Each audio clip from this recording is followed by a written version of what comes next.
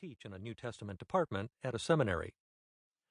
Another colleague, known for his worldwide connections, asked, "How did you become interested in the difficult and challenging questions surrounding the emergence of the Church in the two-thirds world?" After all, the last 100 years have witnessed remarkable stories of emergence in Korea, many parts of sub-Saharan Black Africa, Latin America, certain countries of Eastern Europe, especially Ukraine, Romania, and Moldova, and elsewhere. The responses are sensible enough, since emerging and related terms are words that have been applied to these and other circumstances, including some fairly esoteric discussions in the philosophy of science.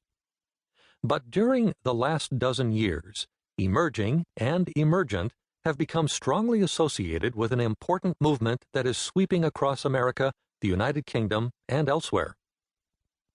Many in the movement use emerging or emergent, I will use the two words as equivalents, as the defining adjective for their movement.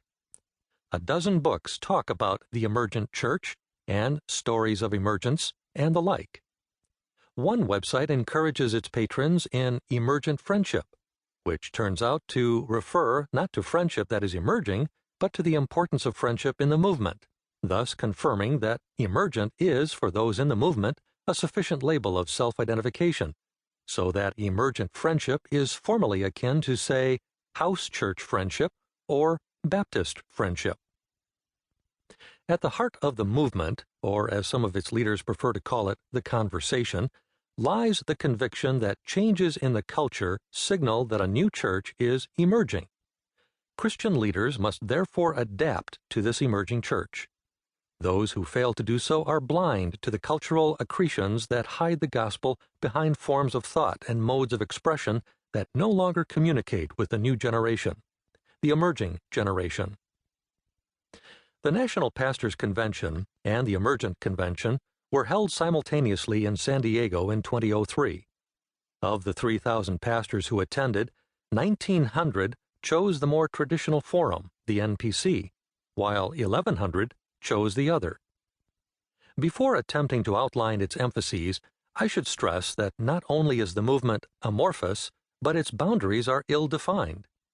Doubtless many, I have no idea how many, of the 1,000 pastors at the Emergent Convention did not, at that time anyway, consider themselves part of the emerging church. They were exploring, aligning themselves perhaps with some aspects of the movement, but not with others. By contrast, one reason why the movement has mushroomed so quickly is that it is bringing to focus a lot of hazy perceptions already widely circulating in the culture. It is articulating crisply and polemically what many pastors and others were already beginning to think, even though they did not enjoy, until the leaders of this movement came along, any champions who put their amorphous malaise into perspective. So it is not surprising that many books and articles that do not identify themselves as part of the emerging church movement nevertheless share its core values and thus belong to it without the label. One thinks, for instance, of Pete Ward's Liquid Church, or an essay by Graham Kings that analyzes evangelicalism in the Church of England. Some months ago I was speaking to a group of several hundred pastors in Australia and used the emerging church movement in America as illustrative of something or other. None of the pastors to whom I was speaking had heard of the movement, but quite a number of them described churches near them that reflected exactly the same values. In Great Britain, churches of the Baptist Union used to emphasize believing before belonging, reflecting their historical roots in the believer's church tradition.